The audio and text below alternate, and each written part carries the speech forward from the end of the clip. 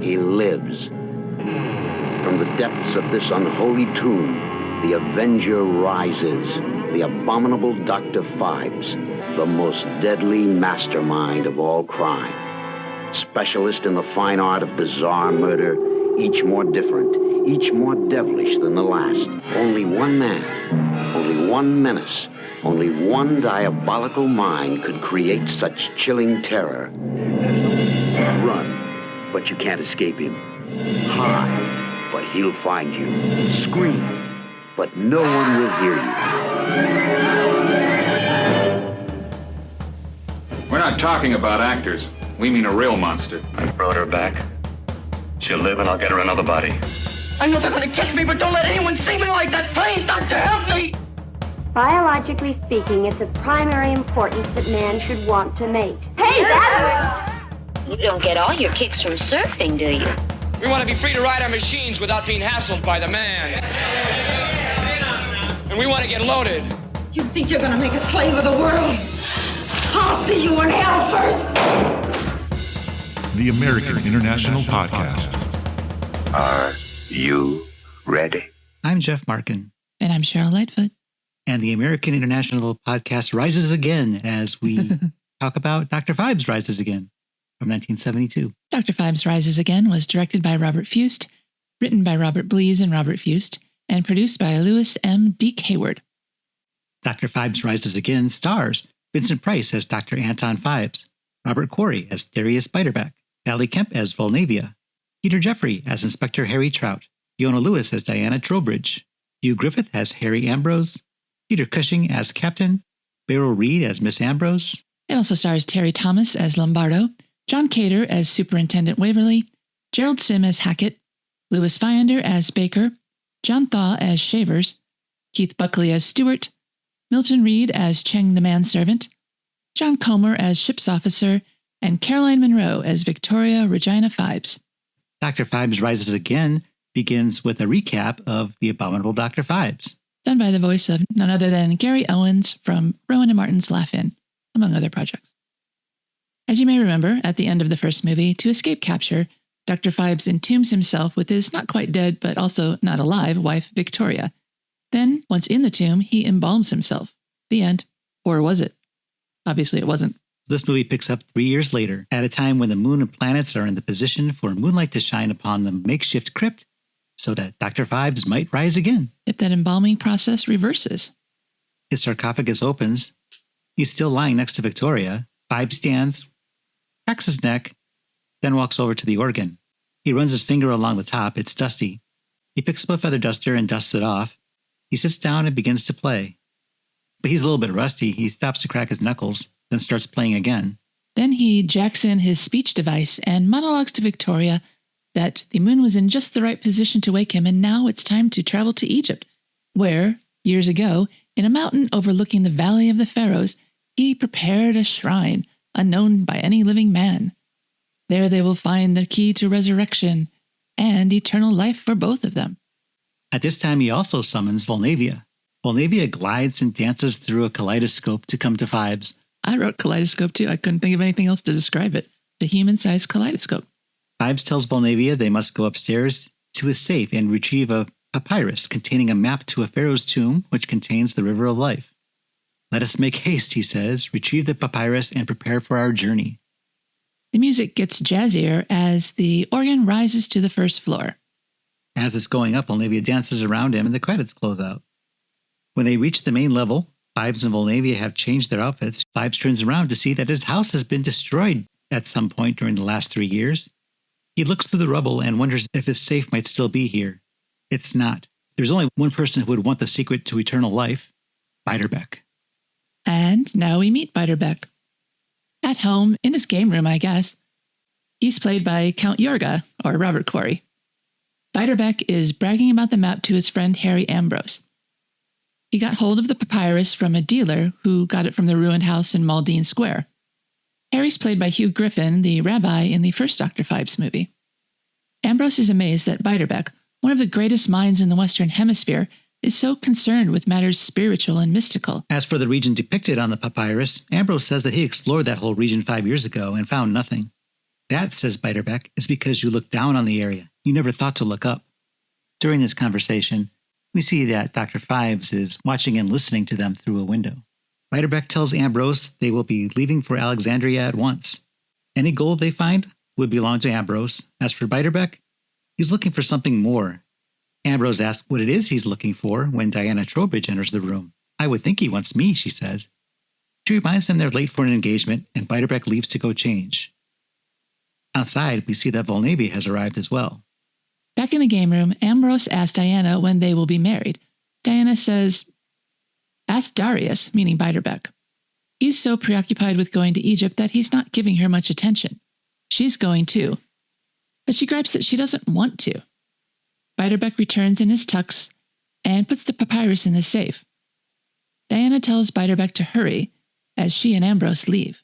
Biederbeck is following them out as Cheng, the manservant, enters. Biederbeck says something to him in Chinese before leaving himself. Outside, Vulnavia watches Biederbeck and Diana drive off. Then she goes around to the side of the car. Back in the game room, Cheng is practicing billiards. Or snooker. Back outside, Vulnavia picks up a large closed basket and gives it a shake. Inside, Cheng hears something hissing. He looks around and sees a large snake. He takes his pool cue and brains it, but he still hears noise coming from somewhere. Across the room, he sees that there is another snake. Cheng appears to smash that one too. Then he picks it up and sees that it's mechanical and wonders at its design.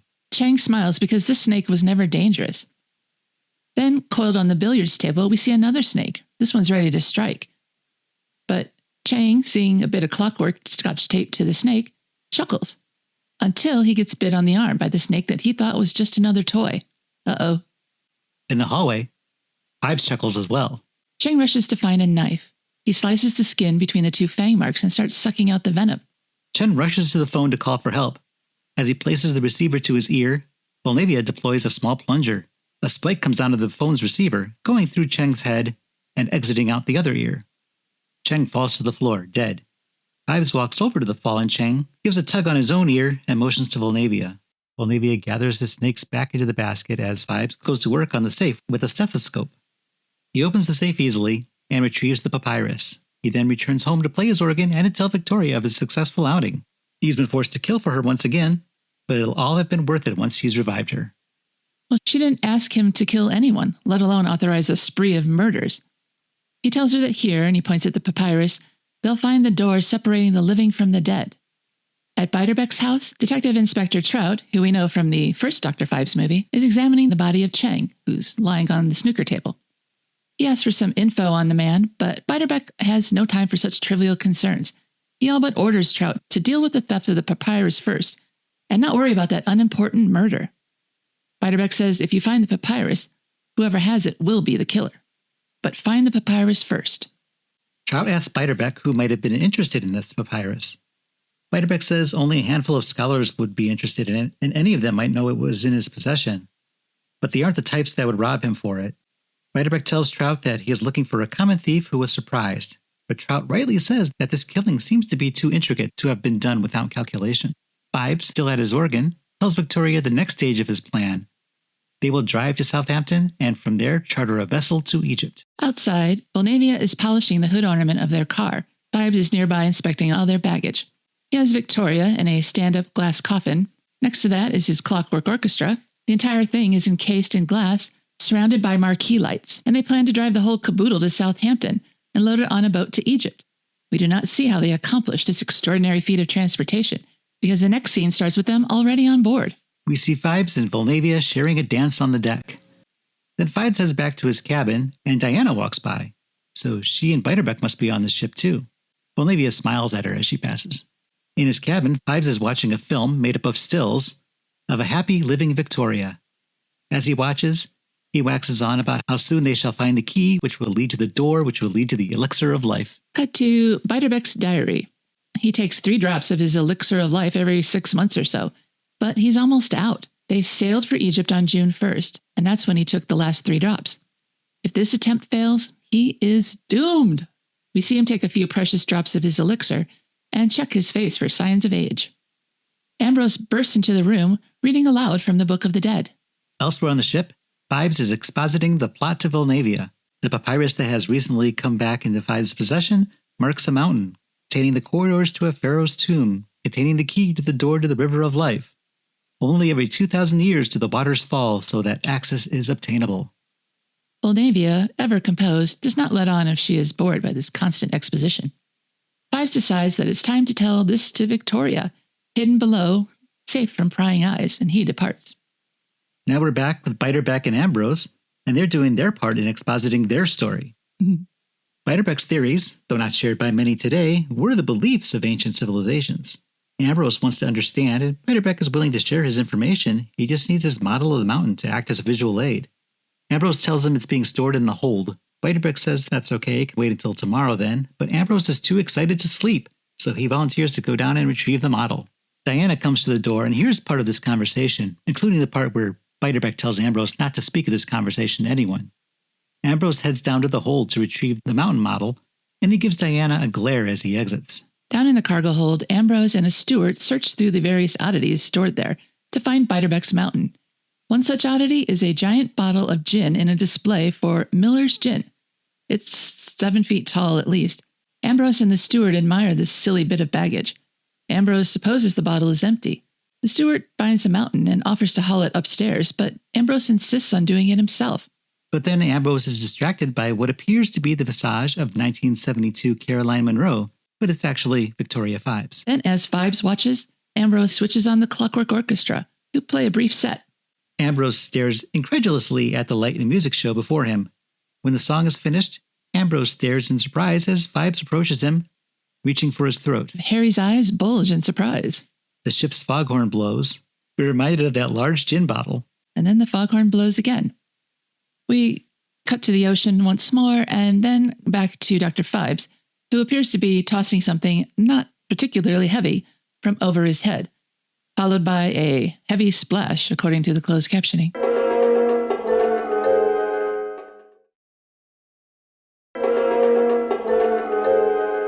Captain Peter Cushing goes into Biederbeck's suite with bad news. They've done 2 sweeps of the area, and there's been no sign of Harry Ambrose. Biederbeck says, "Oh, well, we tried, now let's get back on course." But Captain Peter Cushing is aghast. They shall keep looking until dawn at least. Biederbeck is outraged and orders the captain to stop delaying. The captain reminds Biederbeck that he is the captain, not Biederbeck, and is therefore responsible for the navigation of the ship, but he'll take his request under consideration. Then the captain delicately inquires if Ambrose ever touched the bottle. We cut away to see Inspector Trout has been called out into the rain to investigate a large bottle that had been discovered with a dead man inside. The man is Ambrose. How he got in there is a mystery. I wonder if they did it like a wooden ship where you use tweezers to build it inside the bottle, but with a man. Another cut takes us to Scotland Yard, where we see Superintendent Waverley, who we also know from the original Phibes film. He's sunning tomatoes on a windowsill in his office. Trout has been called in to discuss the handling of some of the weird cases that have been assigned to him as of late. They discuss the odd murder with a spike through the head. Or snake. I guess the spike was shaped like a golden snake. Waverley wants to know why the principal witness to Chang's murder was allowed to leave the country. Trout says he was a difficult man. Then Waverley kvetches about Trout being 4 hours late.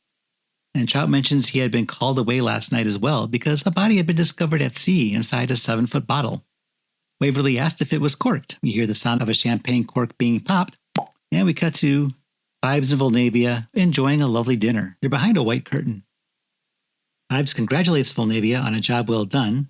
She's done wonders with the local fish.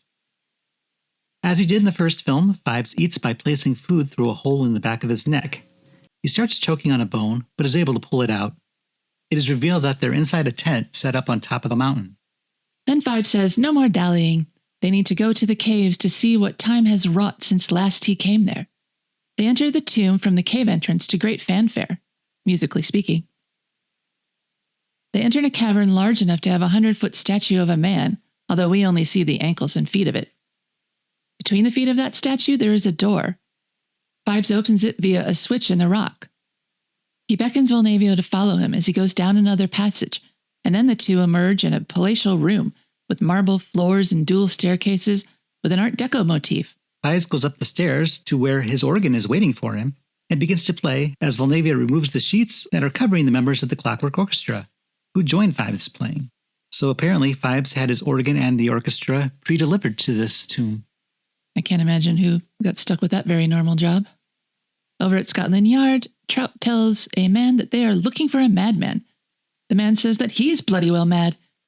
It's Saturday afternoon. He was brought in by a police car that showed up outside his club. This is Mr. Lombardo. Trout says they found the body, and somehow Lombardo knows what they're talking about. He says it's too early for him to commit to an insurance payout, so perhaps he's a booking agent who handles a passenger's travel insurance. Word is Ambrose was drunk, he says pissed, when he died. Waverley says that they have reason to believe he was murdered. Waverley asks if Lombardo knew the man, but he says only professionally. Trout asks if Lombardo knew of anyone odd on the ship. Lombardo says, odd-ish. Lombardo was dismissed, and as he's leaving, he mentions that there was a woman, but that's a story for another time. He gets all sorts of odd requests, he says. In this last trip, someone requested an organ. Lombardo goes to leave, but Trout shuts the door in his face and has him repeat what he last said. He asked if the man who had made the booking was named Phibes, but no, this man was named Smith. They get a lot of Smiths. Mm-hmm. Lombardo never saw the man, only the girl who made the booking. He described her and says he thought she seemed like an entertainer of some sort. This all makes sense to Waverley. An organist simply wanted to keep his practice going during the traveling. But Trout continues his questioning. Was there anything else unusual this man was transporting? Lombardo thinks and says, clockwork musicians. Waverley and Trout fall silent and exchange glances. Lombardo goes on to say he has a list of their inventory back at his office, and Trout wants to come down to take a look at it. Waverley asks if the tickets purchased were round trip. Lombardo tells him that they were one-way tickets. Waverley says maybe he won't come back. But Trout says, it's Phibes all right, sir, and he always comes back. And they rush out. In Phibes' mountain hideaway, Vulnavia is sitting atop a sawhorse, tail of her dress draped over and around it. She's painting frescoes on the wall. Phibes is looking at illustrations in a book, which he shares with her, either as instruction or inspiration. When Waverley and Trout return to Waverley's office, they see an older woman sleeping in a chair. Trout thinks this woman might be one of Waverley's women, I guess. Waverley denies that. They gently wake her and ask why she's there. She's there to see Waverley. Trout asks Waverley if he should go now, but Waverley says no. The woman says she's Harry Ambrose's cousin. They ask if she knew any reason why someone might bear a grudge against him, she asks. She thinks that's hardly likely. He was always leaping around the world. However, she is able to point out the most likely destination of Biederbeck and crew on one of the maps on Waverley's desk. They were looking at the wrong one. And then we cut to the location that Miss Ambrose had pointed out. Biederbeck and Diana have just arrived. Much of their crew is already on site. One of the men, Hackett, introduces himself. Biederbeck already knows most of the rest of his crew. He asks about Stewart and Baker and Shavers. Hackett tells him that Shavers is around, but Stewart and Baker have already gone to the site, which is a problem because that's not the case. Later on, the names will be reversed. An exasperated Biederbeck tells Diana to wait here while he grabs Hackett. He tells Hackett they're going to retrieve Stewart and Baker, that no one should go down there unsupervised because no one knows what's down there. Well, we see what's in there. There's a glamour shot of Caroline Munro on some sort of display. Phibes is playing his organ while talking to Victoria and a hawk. Phibes tells her to sleep well, and that for those that dare to intrude, the penalty is death. One of Biederbeck's men finds the cave.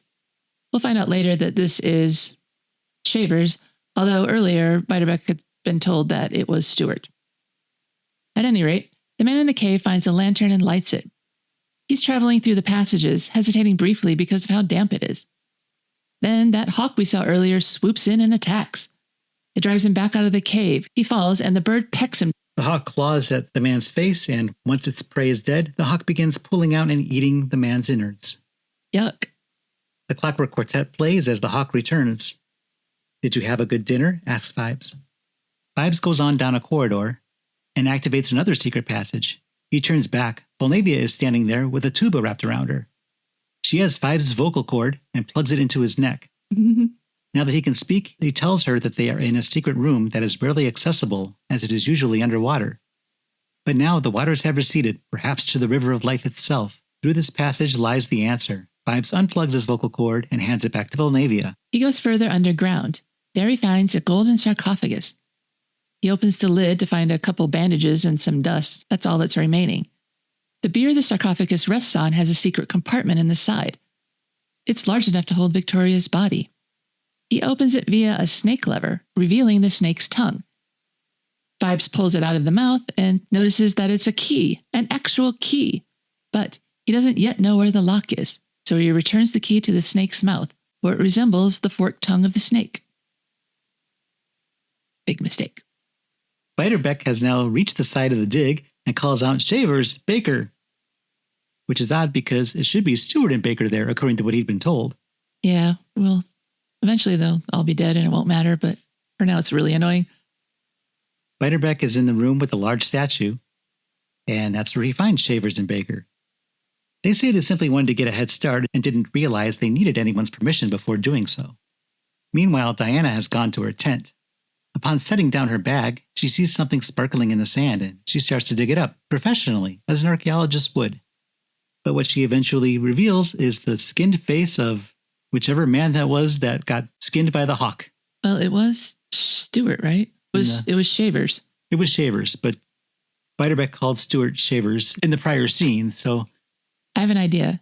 Maybe he doesn't care who they are, and he's just calling out random names because he's one of those rich people that doesn't really have any interest in his underlings. I'm sure that's it. Yeah, we solved it. So this was Shavers, and Stewart was just being polite and answering to Shavers. Back inside the mountain, Biederbeck's team is bickering with Biederbeck about his dictatorial style. Then Diana rushes in. She calls out for Darius, only to get a "not now," as the men continue to argue that Biederbeck shouldn't be hoarding info from them. But Diana insists this is rather urgent. She also discovered something, and Biederbeck ought to see it. As they go off, we see that Dr. Phibes, minus his prosthetic face, was posing as one of the skulls in the cave so that he could spy on the men. Phibes returns to his palatial hideout, where Vulnavia helps him to put his face back on. Biederbeck and Diana are having a conversation in Diana's tent. Diana wants to know what it is Biederbeck is looking for here, but he doesn't feel he can tell her. She's mad that he's changed from the man she knew. He now has a callous disregard for human life, and he's keeping his true reason for being there from her. He blusters that he can't explain. She asks what goes on in that big mountain that has such a hold on him. In his mountain hideaway, Phibes is overseeing the moving of Victoria's body. Vulnavia wheels her in a glass coffin, as Phibes' voice explains that she is being moved to her final resting place before rising again. She is placed in the sarcophagus Phibes found earlier. He tells her to chill there till the next full moon. Outside Biederbeck and Diana's tent, Stewart, not Shavers, and Baker are ogling Diana's silhouette as she disrobes. Baker tells Stewart that they've got enough trouble without him making more, but Stewart says he can handle it. But Biederbeck catches them perving on his fiancée and gives them a job: unload Hackett's truck. Biederbeck goes to Diana to tell her good night, but when she asks him to tell her what he expects to find, he puts her off, saying, "I'll tell you tomorrow."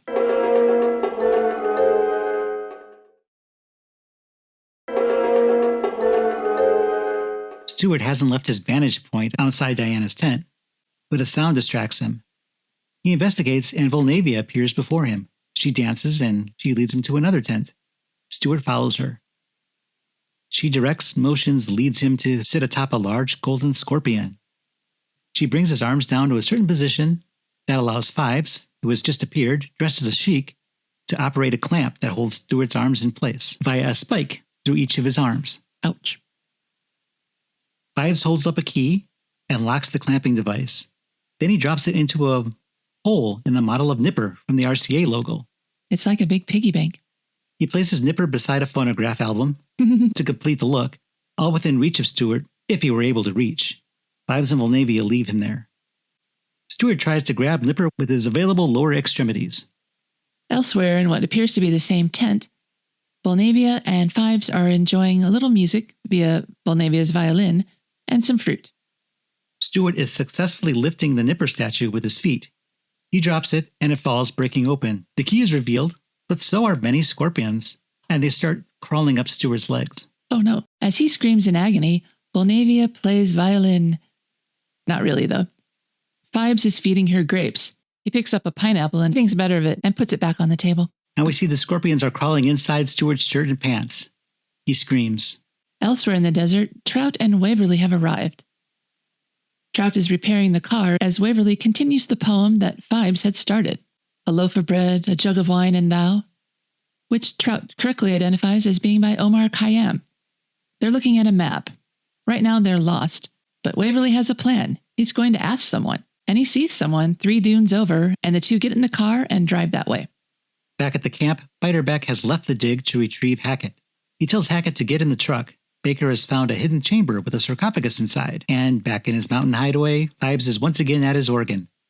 He tells Vulnavia the time has come, and he wants to go down to tell Victoria the same. Phibes goes to the chamber to find the wall has been broken into, and the artifacts within, including the sarcophagus containing Victoria and the key, are gone. Phibes threatens the life of those who took that which was most valuable to him. That evening, Hackett, Baker, and Diane are celebrating the day's discoveries with drinks and a campfire. Biederbeck isn't with them. Biederbeck is in his tent. He's opening the top of his ill-gotten sarcophagus. It's still empty. He does not open the chamber containing Victoria, however. Outside the tent, Baker and Hackett are puzzling at how he, meaning Biederbeck, knew where that sarcophagus was. Inside the tent, Biederbeck, using the snake lever, finds that forked-tongue key. Outside the tent, a car pulls up.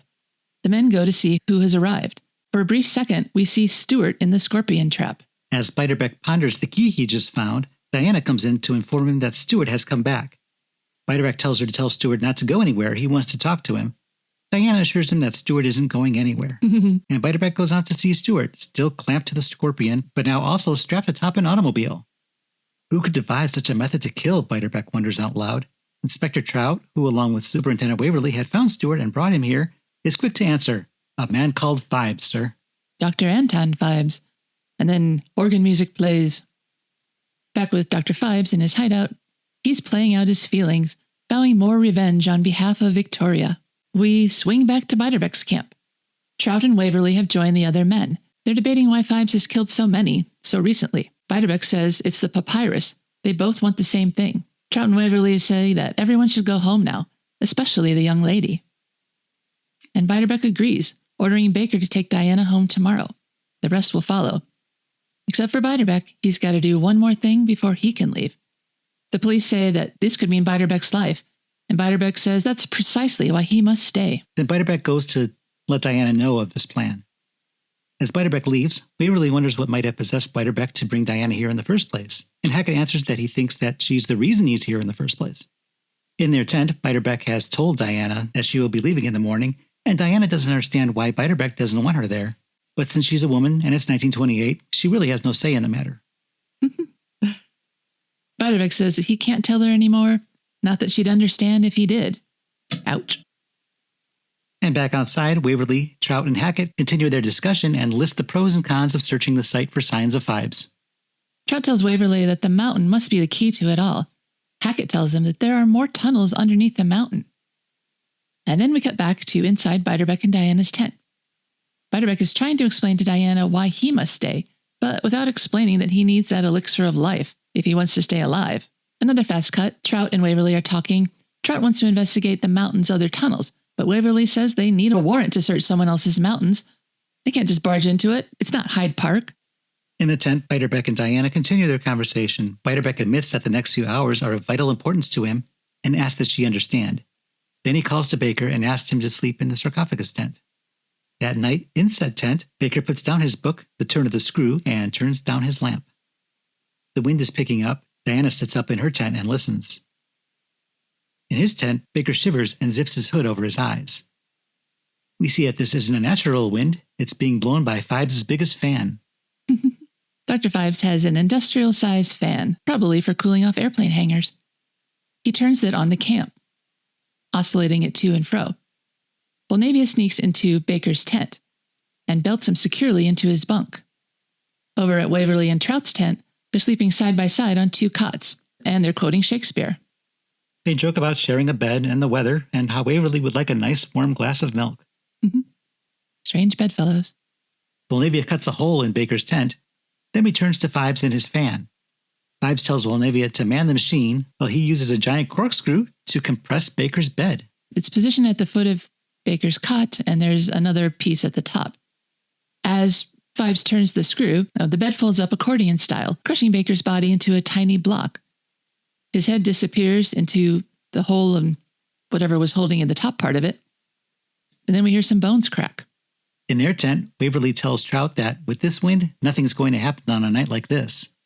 But that wind is muffling the sounds of Baker's screams as Phibes continues turning the screw. And Phibes has returned to his palatial hideaway. He's wearing what looks to be a morning suit or possibly a wedding suit. Vulnavia is in bright yellow, though. Phibes is back at his organ playing along with the newly redubbed Alexandria's Quartet, formerly Dr. Phibes' Clockwork Quartet. Phibes suddenly stops and gets up. He rises, one might say, and goes into another chamber with Vulnavia following. He goes to the sarcophagus, and she follows. They find Victoria's body, and she's still fresh. He plugs in his speaker and monologues about killing those who have wronged him, then goes on about the calm deception of placid water, moon and river reconciling, blah, blah, blah. There's a lot of this in this movie. Then, to his horror, he discovers that the key is not where he left it. And back at the camp, we see Biederbeck is staring at and contemplating the key.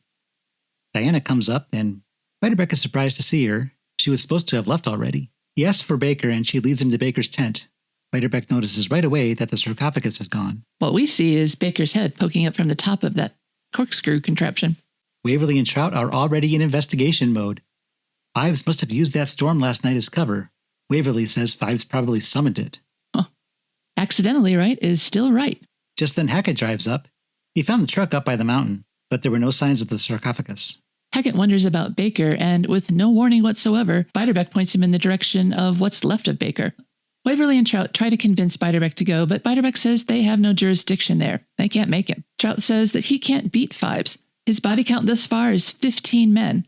Well, one woman, too, if you include the first movie. But Biederbeck means to win against him.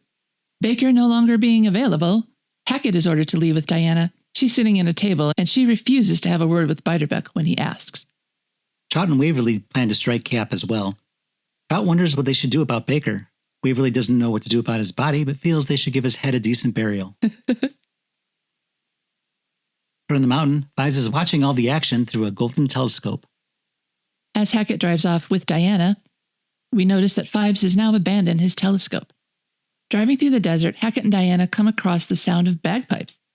Hackett stops the car. Looking up, we see there's a Union Jack planted at the top of the dune. He says that he thinks that this might be the Scottish Fusiliers.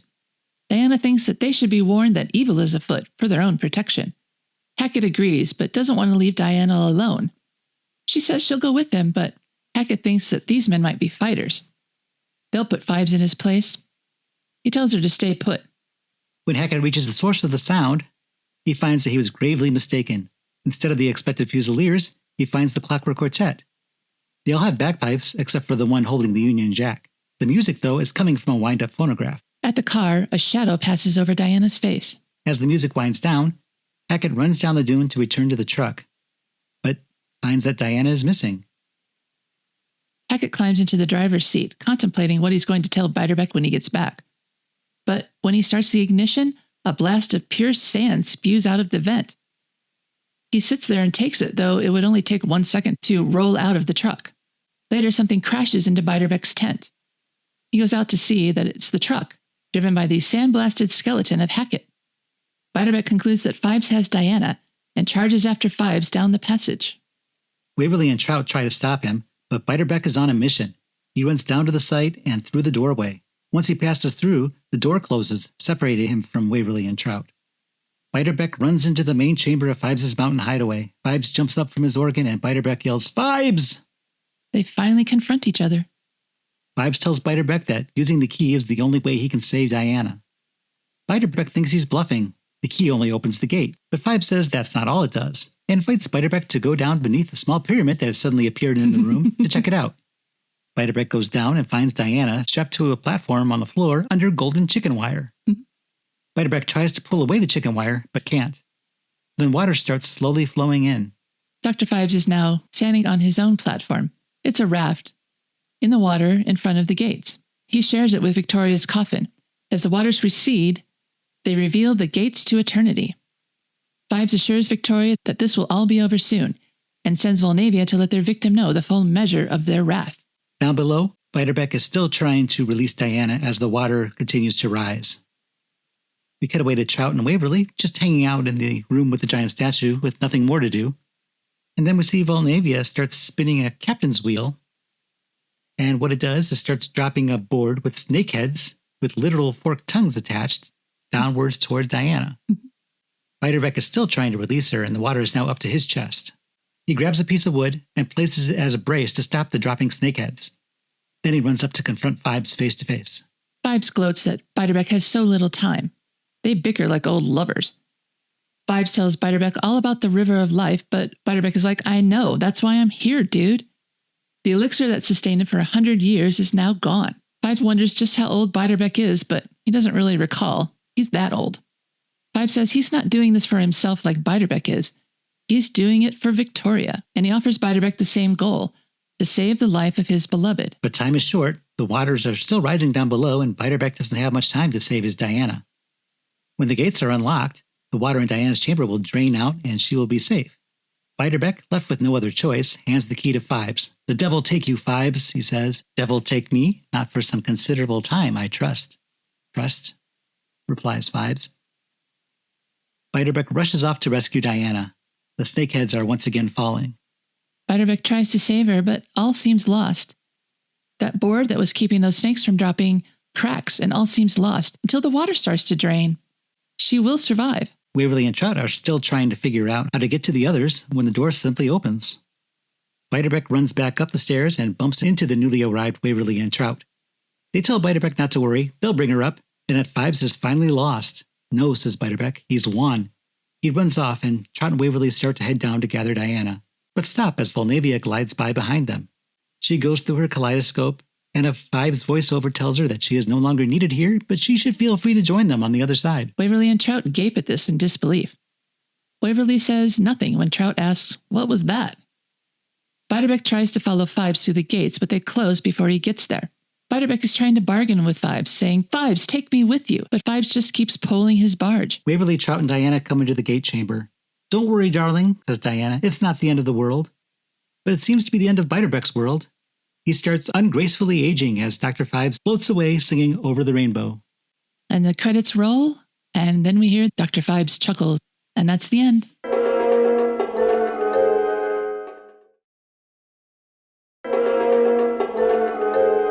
You're listening to the American International Podcast, and we're discussing Dr. Phibes Rises Again from 1972. The original working title for this movie was The Return of Dr. Phibes. Prior to production on the film, writers William Goldstein and James Whitten wrote a script called The Bride of Dr. Phibes, which picked up the story 10 years after the first movie, with Phibes battling Lem Vesalius, son of Dr. Vesalius from the abominable Dr. Phibes, for the body of Victoria. But Fuest thought he could do better, and started writing the script for Dr. Phibes Rises Again. According to the book, The Dr. Phibes Companion, the morbidly romantic history of the classic Vincent Price horror film series, written by Justin Humphreys, Heyward brought in Robert Blees to co-write the film. He felt Blees could do better with the structure of the film, and that his sense of humor would serve a Phibes script well. According to Heyward, Blees and co-writer Robert Fuest, who also directed the film, had frequent disagreements about the script, forcing Heyward to mediate. In Fuest's eyes, Blees made no significant contributions to his vision for the movie. Heyward said of the two writers' conflicts, they were two men with great senses of integrity, but one protecting the director's viewpoint and the other protecting a writer's viewpoint. Fuest later came around to the changes his co-writer made. In Witches, Bitches, and Banshees, the British films of American International Pictures, he is quoted as saying, "It was still my script. AIP's writer made a few changes to the running order and cut some of the murder scenes. I was okay with it."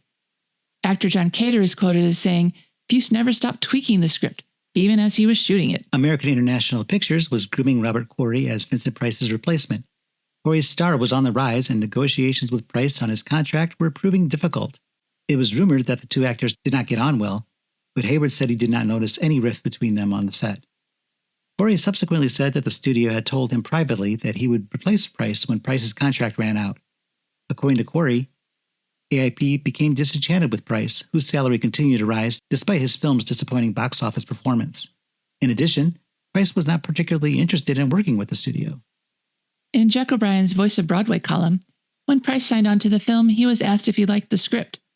Price reportedly said, "Script? I never look at a script, just the contract."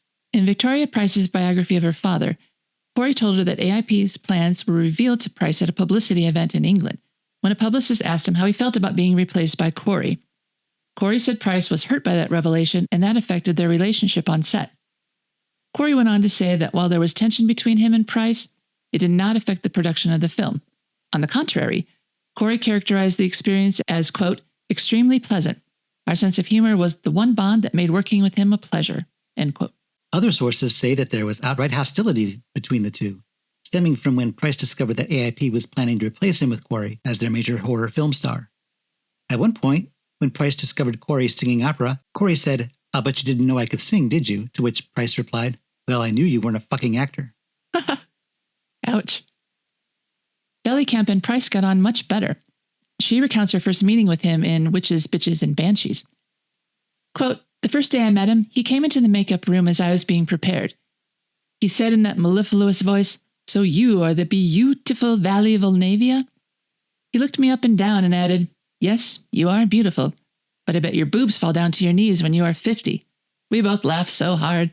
It was like that every time we met," end quote. She also said that Price would send her food, claiming that he was worried she wasn't eating enough.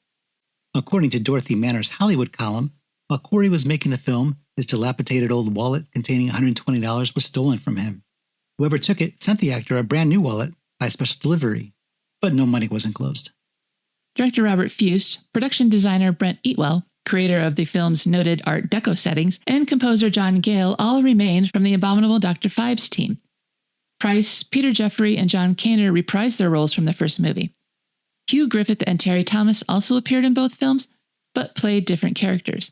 And of course, Caroline Munro appeared in both films as Victoria, Phibes' late wife, but in both films her role was basically limited to just lying silently in a coffin. It was originally planned for Phibes to have a new assistant in the sequel, but the studio insisted that Vulnavia be retained, despite the fact that the character dies in the first Phibes film.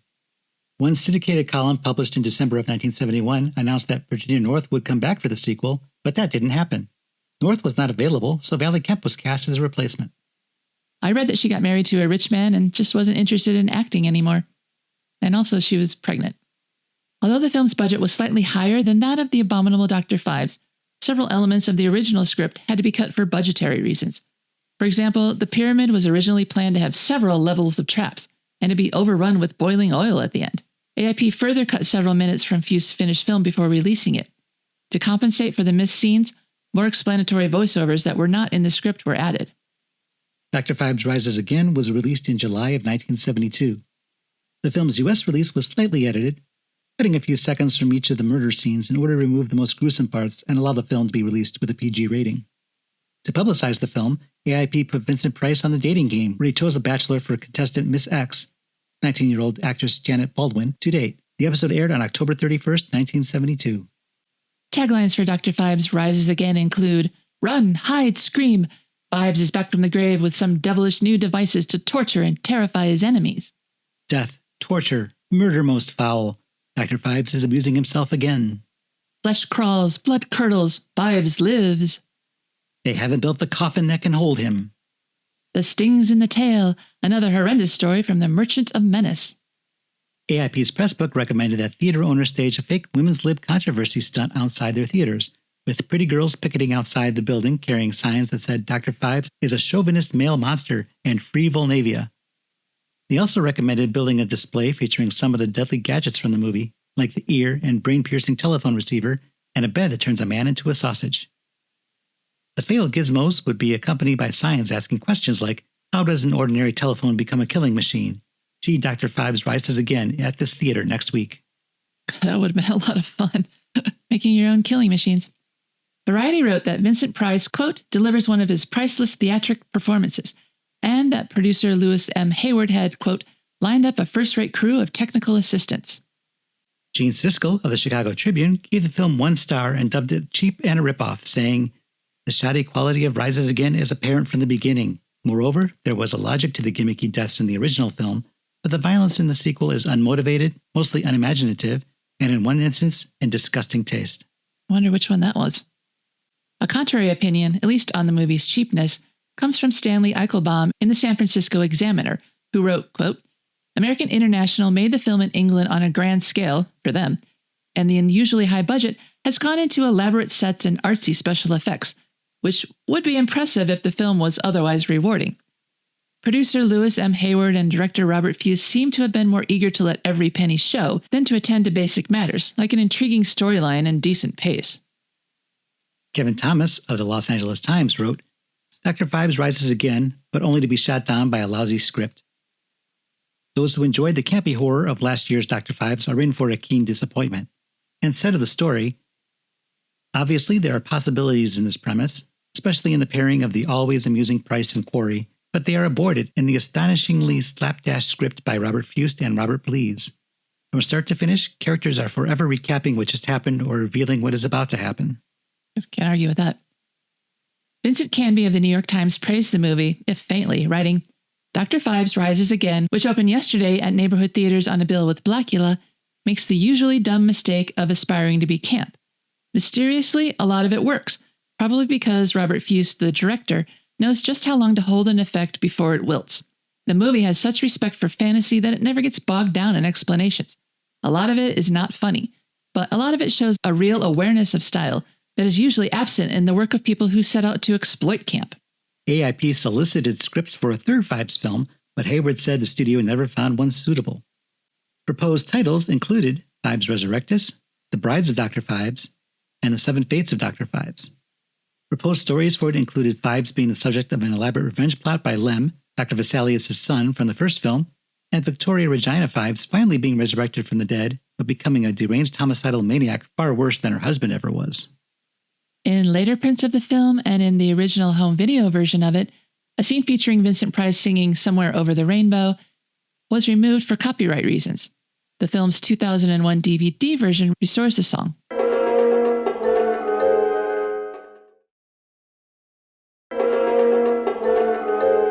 Well, Cheryl, we've been doing this podcast long enough that we're starting to do sequels to movies that we had done earlier.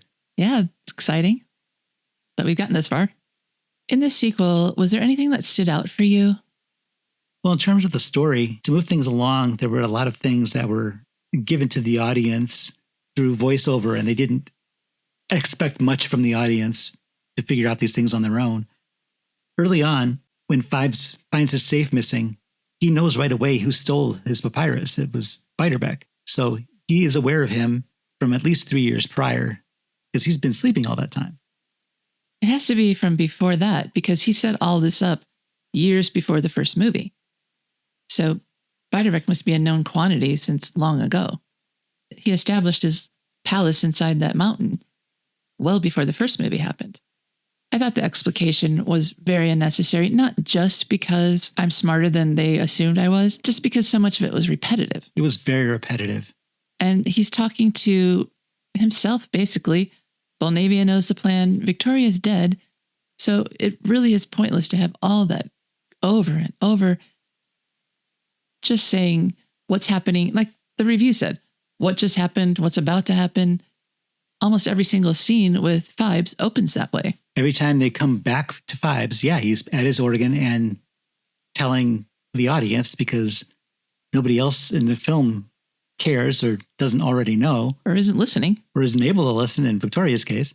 That did wear on me. But I have another really big problem with this movie. The Abominable Dr. Phibes was fun. Those murders were fun. There was a sense of humor to them. And Phibes seemed to be enjoying himself. Now, is it right that a murderer is enjoying murdering people? No. But it added an element of amusement to the whole thing. There was a point where the one with the airplane, the rat's in the airplane, and he's watching through his golden telescope. And after the plane starts to go down, he swings his telescope and he starts clapping. That to him is glee. Yeah, he makes murder look like a lot of fun. Right. And the one we love the most was when the unicorn spiked the guy to the wall with his horn, and to get him off, the police had to turn it counterclockwise to get him out of there. And as they turned, it was just really funny. And there's nothing like this in this movie. These murders were all mean-spirited. They weren't against his enemies. They were just against people who happened to have a job in that location, for the most part. Well, yeah, you can make the argument that in the first movie, he had the motive. The motive was revenge, but he had a reason for doing these killings. And he does kind of take revenge after Victoria's body is taken and he retrieves it. But not against the person who stole it. Right, that's the thing. He's just murdering who's ever conveniently near him. Mm-hmm. For example, the first murder, manservant Chang, he just worked there. He was playing snooker, and yet he had to die. He could have waited till he went to sleep or left the room and then just broke in, because it's no problem for him to break into anything. Taken the safe, opened the safe, taken the papyrus, and gone his own way. But no, we had to have an elaborate murder. Yeah, Phibes is killing pretty indiscriminately in this one. And if he had planned better, he perhaps could have started at the top of the chain and made this a lot easier for everyone involved.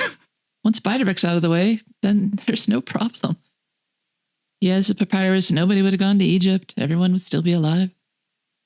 So logically, it doesn't make a whole lot of sense. Well, he comes up with a giant fan. There's not logic to be found here.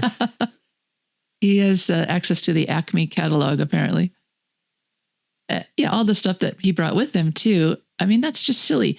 If you think it through, he's got the coffin, he's got the clockwork orchestra, he's got the organ. Everything is on the ship. And then when he arrives, he goes into the cave and it's already there. How did that happen? How did he get it out from his house with his car to the dock in Southampton, onto the ship, off the ship, to the cave, up the mountain to the cave, into the secret passageway? The secret passageway is just barely big enough for two people to walk through. All that stuff went through that. How? Explain. You can't. It's camp. No, it is camp. I wrote down that this is subtle in its campiness, and I don't think that necessarily is true. No, there was a giant fan, but it's not subtle. It's not subtle. There's not as much of it as there is in the first one, I think. Right. What there is probably a little more over the top. Yeah. I can see what they're getting at. And obviously, you're not supposed to think it through logically. That's a really dumb way to approach this movie. But I guess maybe because I wasn't that invested in it, that's what gave me time to think about that. Like, how did he have time to set all this up? Well, we kind of decided that in the first one that somehow Phibes has the ability to manipulate time and space. True. And that's how he changes his clothes as he's going up a lift from level to level. And that's where Vulnavia disappears to through some sort of portal that looks like a kaleidoscope. She comes out when she's needed. She has a different face because her face got ruined in the first movie. But she's still Vulnavia. I don't think she's a person. I think she's like a droid, kind of. She doesn't talk. I guess she does eat or drink. Somewhere I read that she is the personage of the goddess Athena. Oh, well, that makes sense. Does it, though? Is that something Athena would do, is hang out with this crazy doctor and help him commit murders? She was the goddess of wisdom. So I would probably pick a different goddess, maybe Aphrodite. But who knows? What did you think of Valli Kemp's performance of Vulnavia as compared to Virginia North in the first one? I don't see any reason why it couldn't have been two different actresses, because she doesn't have a lot to do. All she has to do is keep silent, look beautiful, do as she's told. And she does have to be charming and enticing when the plan calls for that. But other than that, she's not really a person. So it's hard for me to judge her performance. I think she's good. I liked her.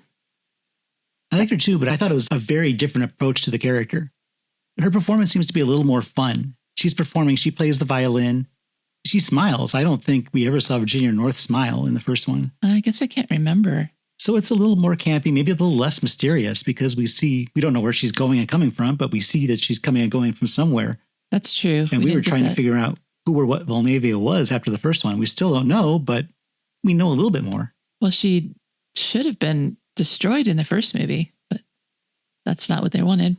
I don't think that Valli Kemp has the elegance that Virginia North has, but she's still very graceful. When she dances and moves, she does look like she's just gliding through the air. Yeah, I wouldn't be surprised to find out she's also a dancer, as well as I think she's a beauty queen and an actress. No, I have no problem with her performance, but I didn't see any significant differences between her and Virginia North, but I didn't watch them back to back either. I think that one thing that really hurts this film is, I hate to say it, but Robert Quarry's performance. Oh, really? I don't think he really established his relationship with Diana as he should have. He keeps losing friends on this journey. They keep dying, and he's rather callous about losing them. They're not his friends. They're his employees. Well, I think Ambrose was a friend.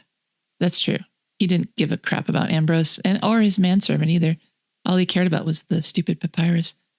I think he should have done more to establish his love for Diana because it would have made the ending sequence that much more powerful. They did give him one scene where he tells her, "You are my whole life." Obviously, that's not true, but he did tell her that. But he said the words, but did he emote that? I'm not sure that Robert Quarry is capable of that kind of emotion. I've only seen him in Count Yorga and this movie, and he just seems like a soulless kind of hard ass. He's really like single focus. He doesn't care about people. He was a vampire who killed everybody who came across his path in Count Yorga. And here he's just, I don't know, he's kind of like an Elon Musk type figure where he's a successful man in dogged pursuit of one goal. Right. And it's supposed to be a goal in contrast to his feelings. So it severely hurts the film not to show that relationship with Diana that is written in the script, but he did not convey it at all. I can see what you mean. Yeah, that's true.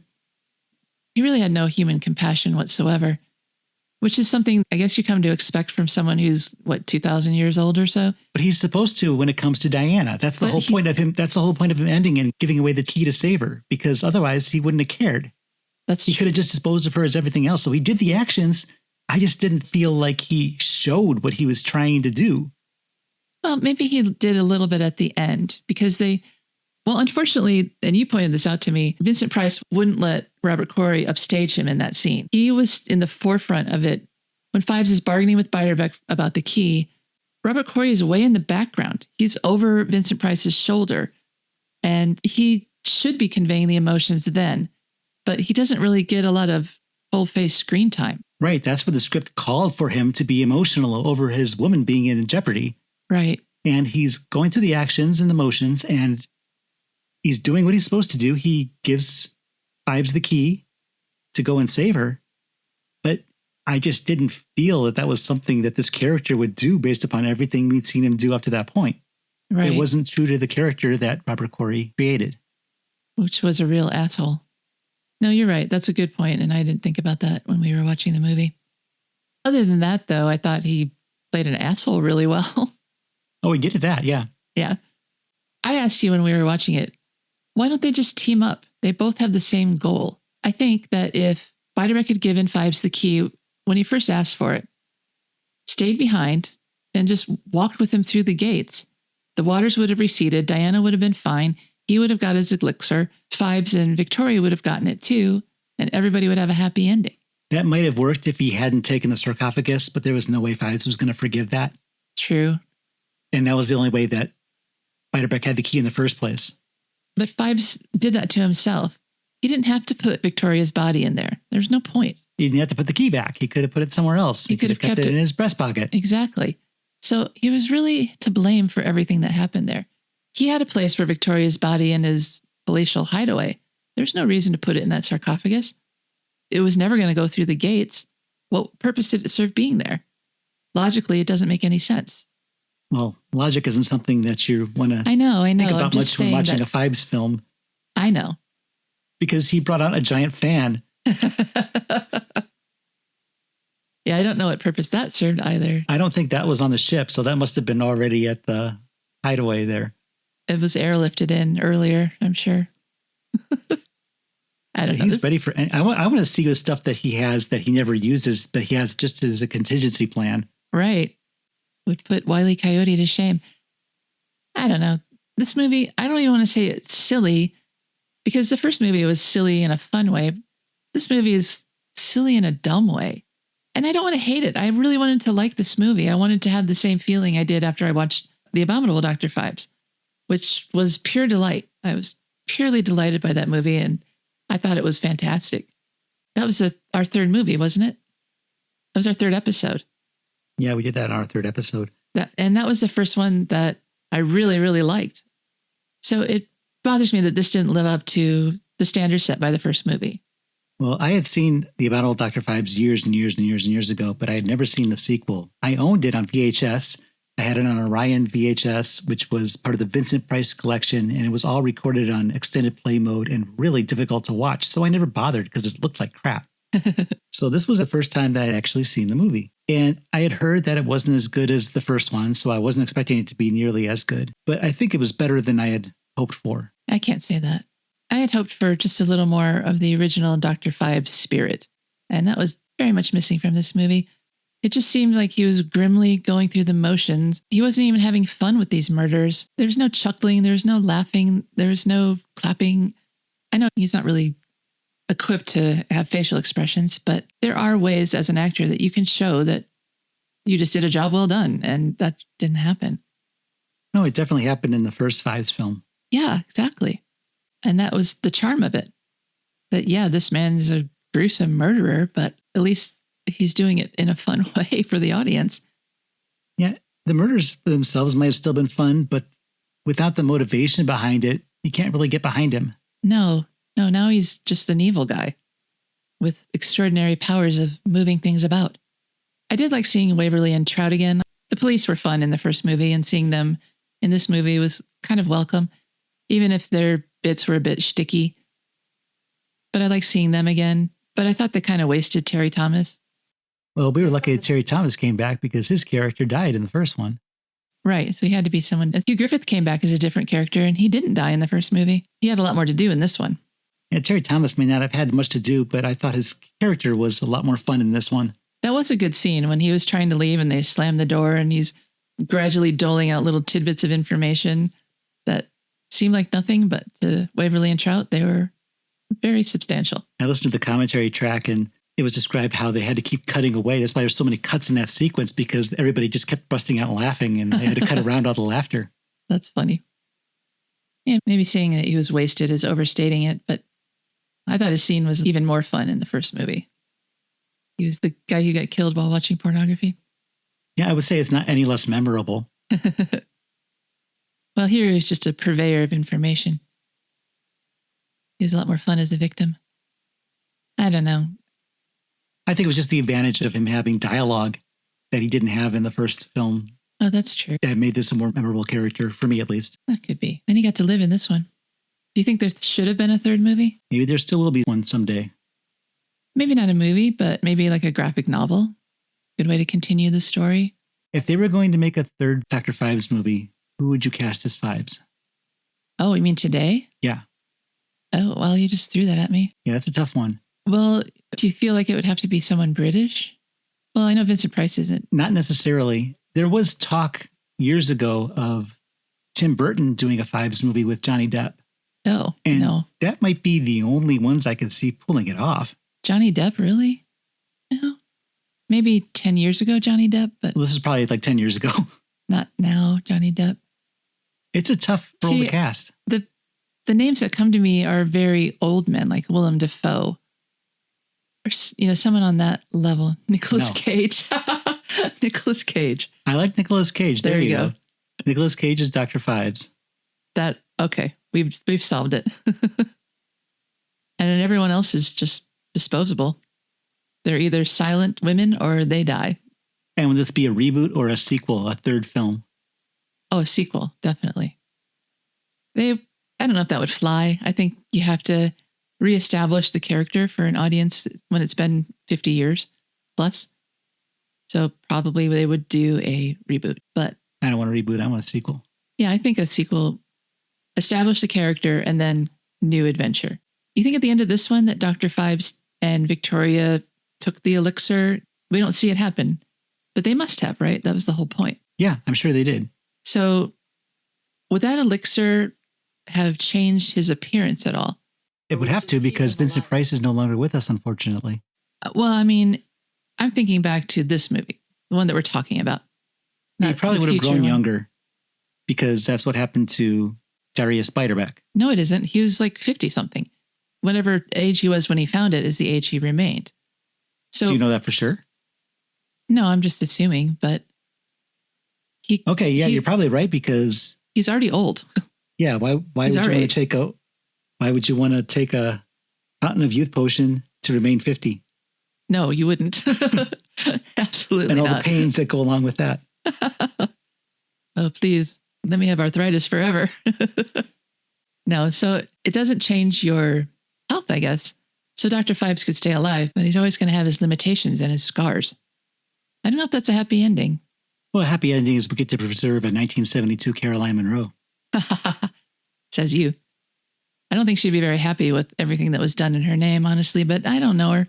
If she did turn out to be more evil than Phibes, that would probably be what instigated that. So, Cheryl, you kind of shared your thoughts and feelings about Dr. Phibes Rises Again. How do you equate that to a rating using our AIP scale, where A is awesome, I is intermediate, and P is pathetic? I'll tell you the rating I wanted to give it, and that's A. I wanted this to be an awesome movie. I can't say that it is, though. I don't think it's a bad movie at all. It just was missing some elements that made me enjoy The Abominable Dr. Phibes so much. I'm going to give it a qualified I because I do think it was well done.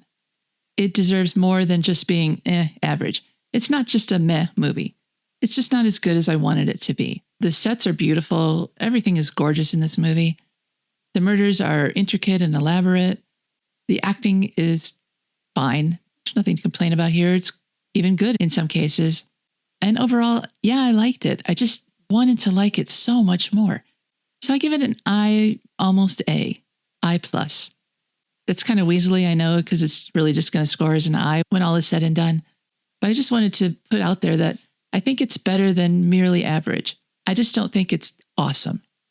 What do you think? I think that if this wasn't being compared to the previous film, this would have been an easy A. But The Abominable Dr. Phibes was just so great in so many ways that there was no way it could live up to the first film. Well, I wouldn't say that. I just would say that it wouldn't have been easy, but it could have been done, I believe. But the things that you cited that were really good here were much better in the first film. You talked about the sets. In the first one, he's got that ballroom in his house, which has been destroyed in the intervening 3 years. Yeah. And his little mountain hideaway, as I keep calling it, kind of evoked that, but it really paled in comparison to what we had seen before. Yeah. So I think if this had stood on its own, it would have been an easy A. And I'm still going to give this an A. I liked it better than I was expecting to, because I have not heard good things. And even with all its flaws, and especially the lack of motivation and everything that's happening here, from basically every single character, I still think it's a fun movie. And maybe I put it I plus as you did, but I always round that up. So for me, this is an A. I see. Are you giving it an A because you want to give it an A, or because you think it deserves an A? I think this movie is good enough it deserves an A. Okay. Well, then I have to let your judgment stand. So that's it for this episode of the American International Podcast, but feel free to join us on the other side. Until next time, I'm Jeff Markin. And I'm Cheryl Lightfoot. And we'll meet you at the drive-in. Follow the American International Podcast on Instagram and Letterboxd at AIP_pod and on Facebook at facebook.com/American International Podcast. The American International Podcast is produced and edited by Jeff Markin. A man whose mind is distorted by hatred. And Cheryl Lightfoot. A girl hungry for too many things.